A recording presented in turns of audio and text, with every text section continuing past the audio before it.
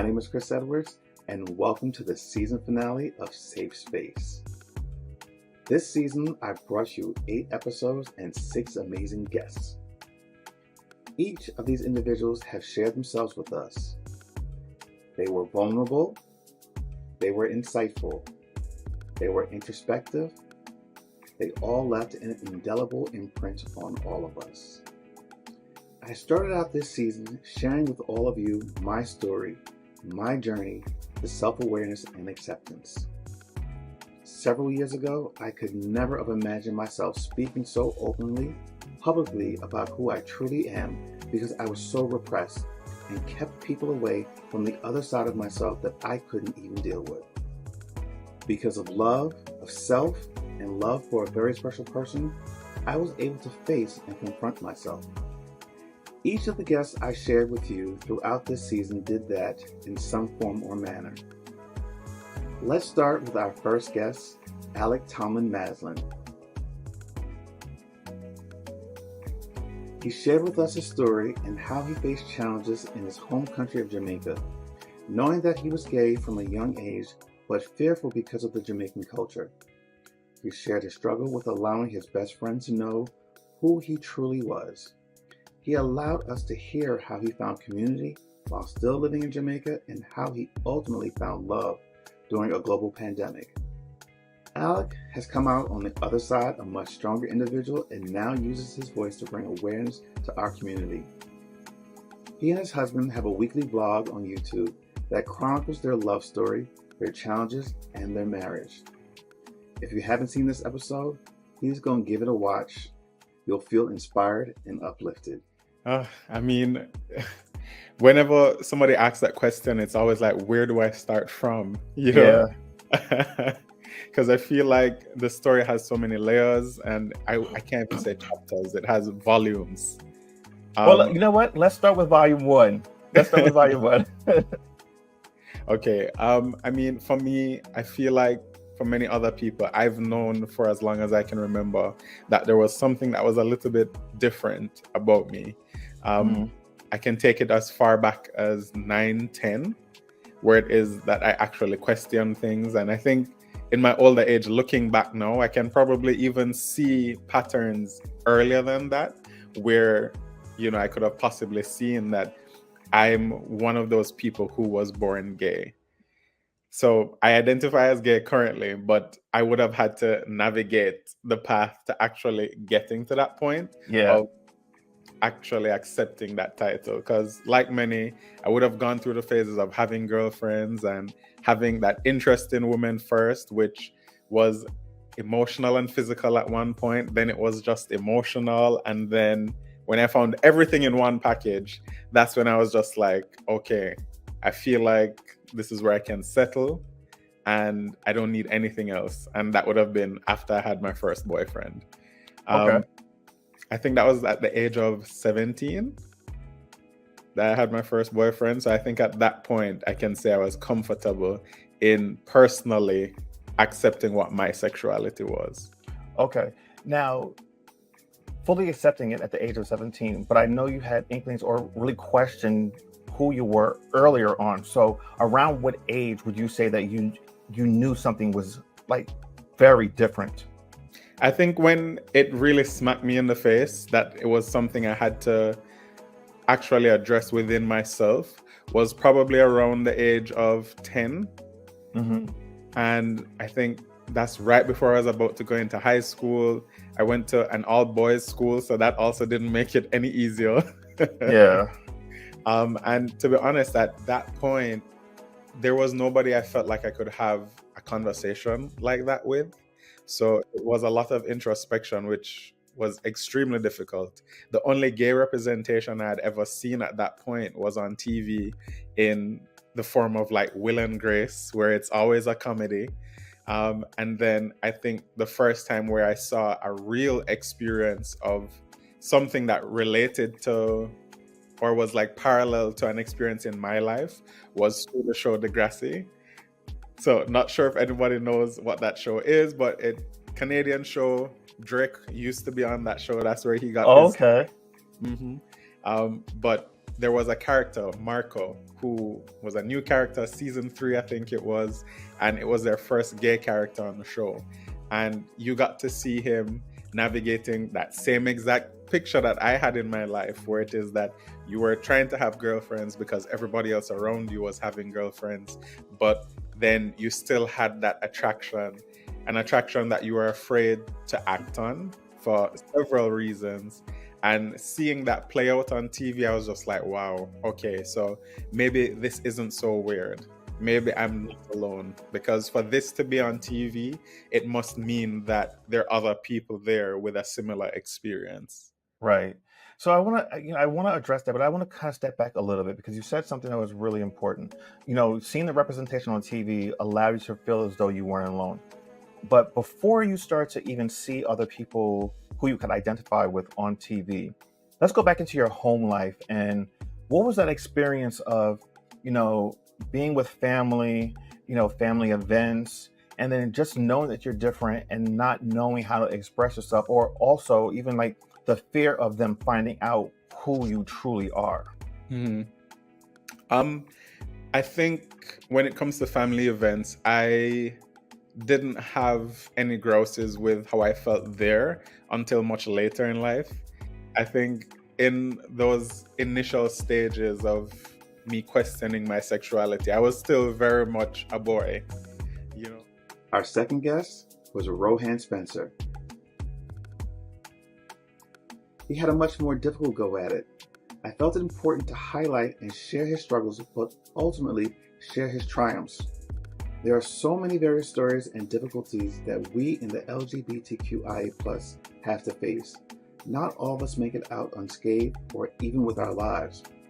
I was so honored to share Rohan and his story with the community because of his strength and his bravery. While living in Jamaica, Rohan had to hide who he was, and when individuals found out, he had to reinvent himself and always mask who he was. He faced being outed, being attacked. It wasn't a constant fight and struggle that he faced, but he did not give up or give in. He held his head high and pushed through. Rohan migrated to the States for a fresh start and met the love of his life, and now is married and living his life out loud. Even with all he has faced, he found the inner strength to champion on and become an inspiration for others. You'll walk away heartbroken and elated just knowing the challenges of what he's faced and how he's conquered it all. It has been a journey. It has been a journey to say the most, or yeah, to just say we had our ups, our downs, our in between. Still battling some of those war scars from that journey, but I'm here. I'm giving God thanks, and I am happy than I've ever been in my life. To be honest, That's amazing. So let's go all the way back. What was your first experience or knowledge that something was a little bit, and I don't like to say the word different, but for lack of a better word, different, where you didn't fit in, quote unquote, what was the norm? Okay, so growing up in Jamaica, I was grown as a church boy, in the choir. Mother was married to the pastor's son, and grandma was an evangelist. So, you were at church every day, basically. And just the normal thing. I would not be interested to pay, at the time, I think they call it marbles. I would not be interested to pay marbles or football or anything that they would see as masculine. At that time, I could sing. So, I would be doing singing, which is not seen as the typical thing for a guy to do. So obviously, a person started to insinuate that, he's different. He's not like everyone else. Didn't have a problem going to primary school until I reached now into high school, which that was kind of the whole shebang right there, By the time I was in grade 9, I was kind of noticing that I was not like everyone else, I didn't find interest in just like normal dating. I would date females, but at that point I was like, the other gender does look good too, So that was the whole thing there until everything kind of came out, and my life crumbled before my eyes. You know, I was a prefect at high school. I was in cadet. I was quote unquote popular. So the same week I had an interview on another show when I was in high school.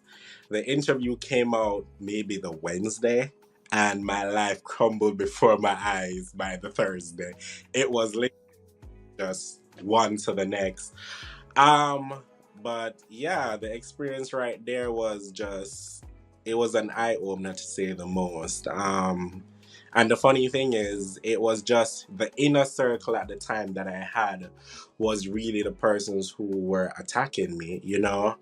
Um, yeah, it was something to deal with. Like my mom had to get police officers taking me to and from school because she did not know what the reason was. Like my grandma knew because I lived with my grandma, and we kind of made a decision because my mom lived in the States. We made a decision that okay, you know, we are gonna kind of keep this thing between both of us because my mother is a Christian, my grandma is a Christian too, but my grandma was more open, you know, so she was, I was like, okay, I have to protect you first. That is, you know. My mother, on the other hand, was more of lead by faith. And yeah, I remember when I was in school the day, and it was like something on social media came out with my name, and it was done by a friend, which was very hurtful at the point.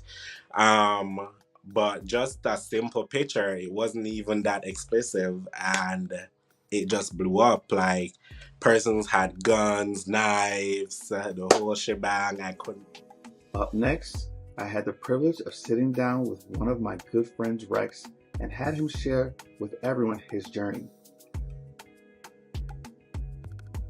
Reginald and I both went through a similar experience of allowing others to see who we were truly during the beginning of the pandemic.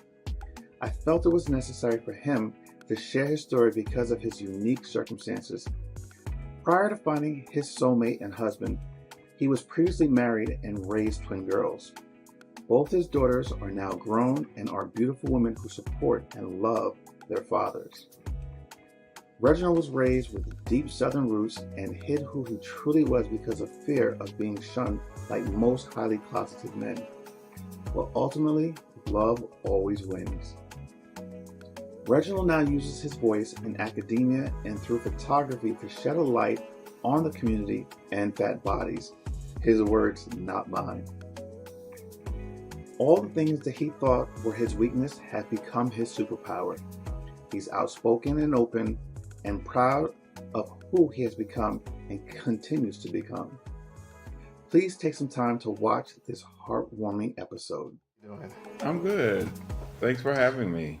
You look amazing. I love the red shirt, my friend. Well, you know we do what we can. Yes. So, you're getting your PhD. You're a PhD candidate, and you're at Howard University, and you are actually your focus of study is Black fat gay bodies in fiction, with a special interest in Caribbean and Black British literature. Okay, let's just kind of break that down a little bit, and then also, how did you get into that field of study? By being black, fat, and gay, child. You know, it's funny.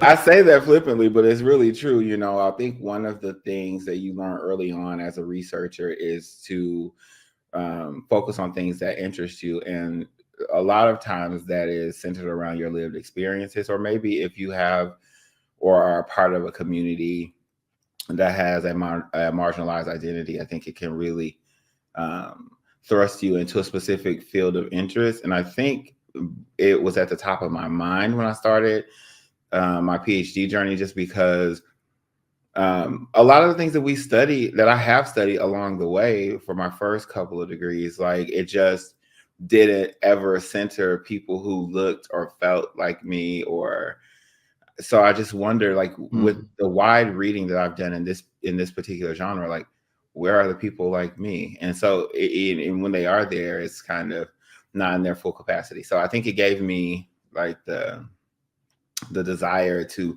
kind of search more, find out more, kind of try to think through critically why that, the landscape of identities looked the way that it did. Okay. Now, one of the things that because we had this conversation, it's ongoing conversation. We actually had a conversation the day before this recording, in regards to all right, you're not of Caribbean descent, Right. Or heritage, but you have like that Southern background, which has a lot of ties to Caribbean roots. So, talk about the connection between those two and how they parallel one another. Oh, okay. So both sides of my family are from Louisiana, and people, when you say Louisiana, you automatically think about the very wide variety of Black people that you get in the American South. And people from Louisiana can be a variety of shades, a variety of ethnicities, even when they identify as being African American, right? And so, because of the way that the trajectory of the South experienced colonization and settlement and being ruled, specifically Louisiana being ruled under multiple countries, it created a kind of well-known process that is very highly spoken about in the Caribbean called creolization. And the theory of creolization is to really thinking about the mixtures of foundational institutions and cultures, how they come together to form a unique identity. And Louisiana, specifically in the South, is kind of a place where you see that happen most often. And so, because I've grown up with that sort of culture and that sort of understanding of things not having to fit neatly into categories or boxes, it really appealed to me when I began to encounter Caribbean fiction. And so when you add Black British to that, it's really a lot of the same thing, because when you think about the people who inhabit Britain and identify with Black identities, they also will have other identities, whether that be West African or Trinidadian or Jamaican or any Caribbean, South American, other than identifying as solely European. Okay. So, in your studies, especially over the last several years being in this PhD program, can you talk specifically in regards to Caribbean culture and, what your research has entailed in that respect? It's really been a challenge, and I'm going to tell you why. It's a challenge because even in this day and age, I don't think that a lot of Caribbean cultures are really big about speaking publicly about LGBT identities. And so what I found is, when you see characters in fiction or when you read about it in nonfiction publications, people who are well known to be LGBT never really discuss it in their work. I don't know if they feel like that part of their life is irrelevant to their existence or their experience. I don't really understand how it could be, but that's sort of the dynamic that you see in those writings. And so what I found is it's a real challenge to kind of access LGBT identities in general, not to mention thinking about how LGBT identities of fat people would be represented in that space as well. And so it's really created sort of this gap in academic research, as well as just in culture in general, to be able to really explore those people's lives and how they show up in that culture. Next, I shared the screen with my buddy and co-host Ron Foster. Over the last several years, Ron and I have cemented such a great friendship, and we've shared a lot of personal insights and held each other accountable for work and in life. Ron is a very private person. Even though he does a daily show on YouTube and Instagram, inspiring others and sharing on social media, he's very private. Many people might not know or might not have known this side of Ron, but his willingness to share and share publicly was admirable. He said, "If I can help just one person by telling my story, I want to do it." Ron spoke during his episode about his faith and how it shaped him and how it allowed him to accept who he was. God created him and knows who he is and loves him, and that gave him the courage to know who he was and to love himself for who he truly is. A gay black man who loves God. We really went deep in this episode, and it was touching and poignant and left people in tears. I strongly encourage anyone who may be struggling with their faith and identity to watch and really listen to this inspirational episode. You'll walk away renewed and uplifted. Definitely when junior high school. It was junior high school. I remember being in class and I was like, okay. And I started to notice people. I started to notice the dudes in school. I started to notice the girls in school. I started to notice a lot. I just started to, my antenna, my awareness, that's the best word, my awareness of the world around me, it's like a switch turned on. And that's when I began to observe people, the girls, the guys, my friendships, the people in class, people in the schoolyard, people in the lunchroom. The world just started to come alive. Now, when you say, you started to experience those things and the world started to come alive, what did that really mean to you? Like, did you know what it meant? Did not Let's know. just, well, so here's the Mhm. thing. Let's go back and let's start with some identification. Like, how would you say you identify yourself? I was just a kid. I didn't have I didn't have an identification. When I was Well, 14 years old. not so much then, but how do you identify now? And then we'll go back and then talk about that journey of identification throughout the years. Oh, now it's just I'm a gay black man here in New York, Okay. living my life. Okay. And one who believes in God and believes I believe in, the, what do I say? I believe in my truth. I believe in who I am. I believe in how I was created. I remember when I was younger, I hated myself. I felt like if I could just take a tablet or a pill, I could change myself. That was like, it was like I hated being in my skin because I knew, although I had a girlfriend and I loved my girlfriend, and I really thought I was going to settle down with my girlfriend. I thought we were going to get married and live happily ever after. And but it didn't work out that way. And it is, like I said, I'm what they consider a late bloomer. Most of my friends or most people I know, the people I came in contact with over the years, they knew their identity when they were, kids. And they came to their families. The cat family either rejected them or accepted them.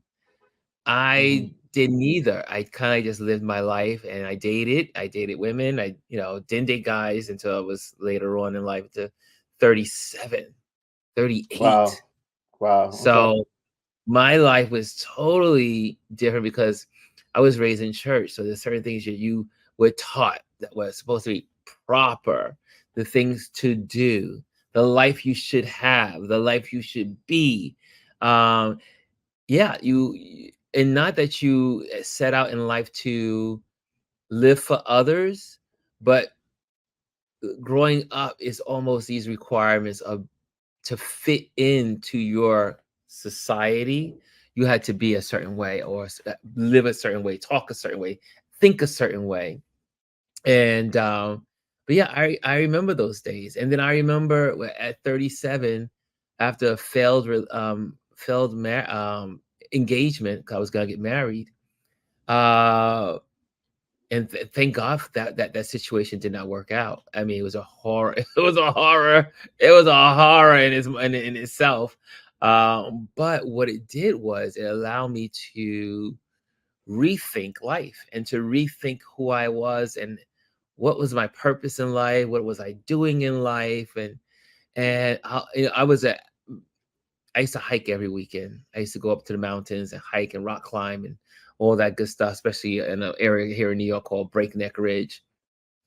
And I will never forget hiking in Breakneck Ridge and climbing that mountain. And for those that don't know, Breakneck Ridge is the height of the Empire State Building. and it's a literal vertical climb up as you climb up this mountain. And I'll never forget sitting on the edge of this cliff, like 2/3 up. And I remember looking out at the Hudson River and looking upstate and looking at the beauty of upstate and looking downriver and seeing the tops of the city buildings. And, I grew up in church, so I remember, some scriptures and stuff. And one of the things that came out with that was really sound in my mind. And I say, it was like a little voice. If God loved you before you knew him, how much more does he love you now that you know him? It's like, so it's like you live your life kind of like when you were growing up, you don't really know God, like you grow into this knowledge. But once you mature, you realize you don't know too much of anything. Yeah. But what you do know is if the scripture is right and people are saying the right thing, that God loves you no matter what, then you begin to say, let me turn on my thinking cap here. Next, we met Josie Pickens. This was only our second time meeting, and I just loved her effervescent energy. The zest for life and her embrace for all things were apparent. Her existence is all about energy and vibe. Josie shared how she grew up in a loving and open environment in which she was allowed to blossom and be who she was. Not everything was a picture perfect, but she was more fortunate than others. Josie has always showed up in the world as she was, but not necessarily public. She acknowledges her privilege as a beautiful Black woman and being able to explore her sexuality without criticism. We as a society are more open to women exploring their sexuality. Within the last several years, Josie has publicly acknowledged her current partner and relationship and shows it's okay to love who you love without fear of reservation. She's an advocate for the community, in addition to being an organizer, professor, and writer. Josie is a breath of fresh air and a soul to watch. From the beginning, I think, like most queer folk, we understand our queerness at a very early age in the same way that people who are straight understand their straightness at an early age. Like, as soon as you kind of begin to feel attraction, you realize who you're attracted to. So my queerness, I think, is something that has always been present. I think I started to have more deep questions about it as I moved into like my teenage years and my young adult years and had those experimentations. I think that I realized very early that in the same way I was attracted to many different types of people, I consider myself to be sexually fluid or pansexual. So, for me, it's about energy. It's about vibe. I can have attraction and connection with anybody, regardless of how they show up. So that, has been a bit challenging over the years to try to figure out, okay, where am I? And to have to explain that to people. We have our ideas about bisexuality and pansexuality in straight communities and even in queer communities, right? It's like, oh, these people who just can't make up their mind, or they just want to do it all, or they're hypersexual or whatever, when really it just breaks down to attraction. I think that for much of my life, I was in relationships with straight men. As I got older and I wanted to explore different types of relationships, I really kind of started to do that maybe really late 30s. I'm 47 now. Okay.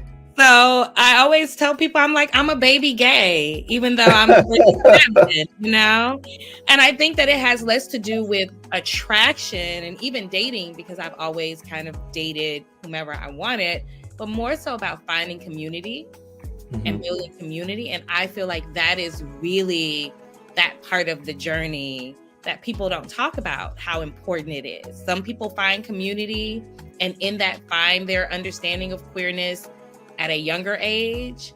Some people find that at a much older age. So Right. I tell people I'm just beginning to really, really figure myself out as far Right. as being quote unquote out, which I feel that, you know, I hate using language of out because I'm more like, hey, it's a calling in process for me. So Yeah. I want to explore that a little bit because one of the things I harp on a lot, when I talk about myself and my story, I never say that I came out because it's more, for me, it's more of I let people in. I was Right. blocking people from being a part of that portion of my life. So me letting them in is giving them full access to who I am as an individual. So I love that you don't like to use that coming out. To each his own, but that's not a term that I use for myself. Right. I want to step back a little bit and kind of go back towards like childhood, because I like to always look at origin stories and how people dealt with their queerness when they were young. Because, that can be very confusing time in one's life. You don't know, you don't have the words, you don't have the full understanding of what it is. You feel something that everyone else is not necessarily feeling. You might feel out of place. How was it for you growing up, and how was it at home? Like, were you in an environment where you felt open enough to say, hey, this is who I am, even if you didn't necessarily know exactly who you were? Talk about that a little bit. I think that I was always a kid who was going to do what she wanted to do. I think that I first really started realizing that I liked girls and boys at that time. That's, I didn't understand trans identity or any other types of identities. So there's the binary of like girl and boy. Yeah. I recognized that I liked girls and boys. I feel like Janet Jackson is somewhere in the part of my origin story. Up next is Joelle. As she describes herself, she's a hot girl, a city girl, a icy girl, just that girl, period. Oh, I love my conversation with Joelle. She works in community advocacy for a nonprofit. She also participates in political advocacy. Joelle's story started at the tender age of 4 when she realized she wasn't like the other boys. She shares with us how her outside physical appearance didn't line up with how she felt on the inside. Joelle went to her mother and told her, "I'm a girl." Now, Joelle identifies as a transgender woman, but didn't always. She explains she didn't come to this realization until she was introduced to others in the community that helped explain to her what she was going through and how she identified during her college years. Now she has become a safe space for others to rely on for help and acknowledgement. Like all in the community, she has faced her fair share of trials and tribulations, but has conquered them and is a thriving citizen who people can find strength in. Joelle is a trailblazer, and I know we're going to continue to see and hear great things from her. Well, like you said, my name is Joelle Eskew. My pronouns are she, her, hers. Also, hot girl, icy girl, city girl, material girl, period. Okay. I work in community advocacy. I work for a nonprofit here based in Houston, Texas, called the Normal Anomaly Initiative. But outside of nonprofit and the community advocacy work that I do, I engage in political advocacy and movement work. Also, I'm a thrift shopper. I love to roller skate. I'm a plant mom. I love to travel. I love live music. So I love all the things. I love anything that's like a good vibe and that makes you feel good. Those are the things I really enjoy. Oh, that is awesome. I'm so looking forward to having this conversation with you. So, as you know, Safe Space is a show where I give people from the LGBTQIA+ community, especially people of color, an opportunity to tell their stories and, their origin stories and how they've gotten to this particular point in their life. We have journeys and we've got stories to tell, and I want people to be able to hear those stories. And having you on shows another side of the community. So let's go all the way back. Us in the community, we always know that we're a little bit different. We stand out a little bit. And, for everyone that happens at a different point in their life, for you, when did that reality set in? When did you know that you were a little bit different than everyone else? So it's interesting, and I tell this story, and people, it you know, and sometimes it even shocks me every so often. But I actually knew that my physical self and how I felt on the inside weren't aligned. I actually knew this when I was as young as 4. So when I was like 4 or 5, I told my mom, I was like, "Mom, I'm a girl," and I feel like I didn't have the language for it. And I mean, this was in the late 80s, like, early 90s. I come from a Black family. My mother's from the Midwest. My dad is Jamaican. And so there wasn't language for it, but I knew that I felt different. Like I was like, something is different. And at that time, my parents were going through a very tumultuous divorce. We were moving across country. We were residing in Virginia, but we were moving to St. Louis to be with my mom's side of the family. And so with all of that kind of turmoil, I wasn't able to really delve into those feelings. I kind of suppressed them, but I always knew. I always knew that I really was a lot more femme identifying. But I think that it was more than just wanting to dress feminine. I felt this feeling in my gut and in my spirit that I was different, and that the way that society wanted to condition me to be, and the way that my family wanted to condition me to be, that was not happening, because I wasn't feeling it at all. And I was very vocal about it too. Okay. So let me ask you this. You said you came to your parents, your mother, at the age of 4. You said, "I'm a girl."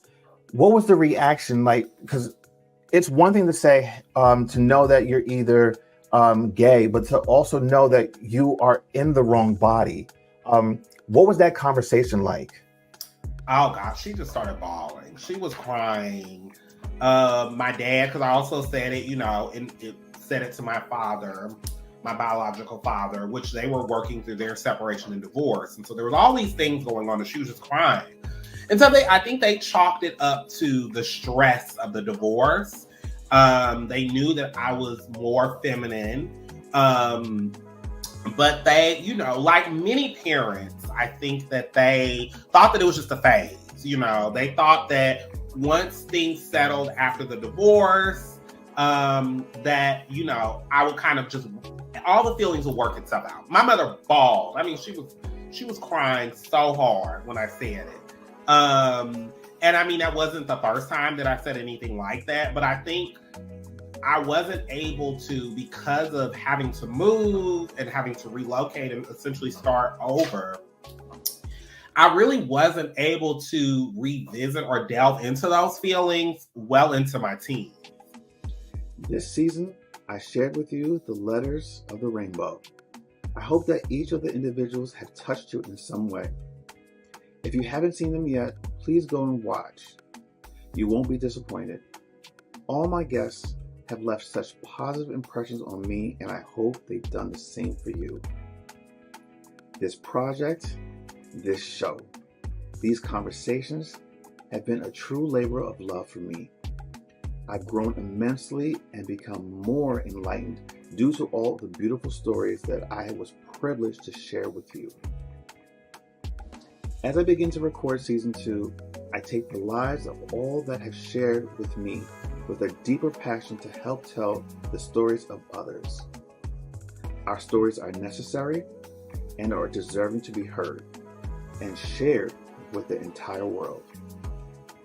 If nothing else, I want you all to walk away seeing yourselves, your humanity, in the stories of all my guests.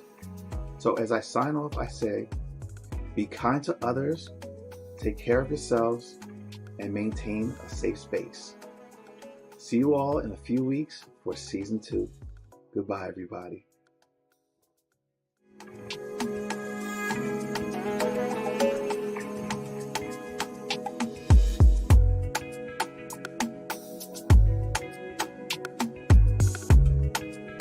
Thanks for watching this show on Indecent Media. Now, if you're watching here on YouTube, make sure to subscribe, like this video, and hit the notification button so that you can get notified when we drop new videos every week. See you guys next time.